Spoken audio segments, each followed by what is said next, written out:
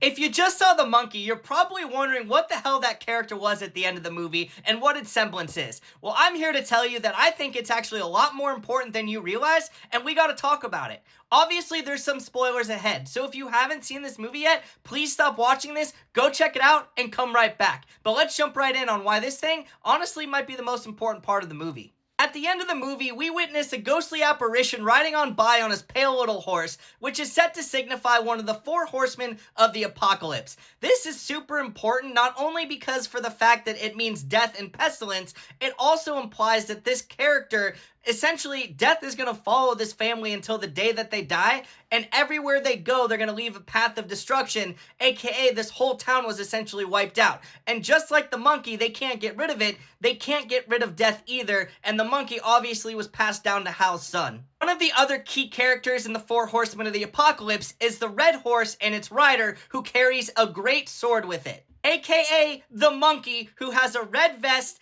and its great sword is its drumstick that it bangs down and causes death and destruction wherever it goes. And the last two horsemen of the apocalypse, you have the white horse and the black horse, which resemble Bill and Hal, and here's why. The reason Bill is the rider of the black horse is because that rider is described as being emaciated and holding a scale that is essentially the scale of justice. So, if you remember correctly, towards the end of this movie, Bill's not looking that great. He's looking emaciated. Also in his building, he has that whole elaborate trap that is essentially triggered by a scale. And on top of that, he wants to seek justice and balance the scales for his brother Hal killing their mother. And finally, we have the rider of the white horse, which is none other than Hal. And the reason I say that is because the rider of that horse is described as having a crown, and the white horse represents purity, righteousness, victory, which are all the things that Hal basically has. He got married, he had a kid, he was able to live his life without this monkey,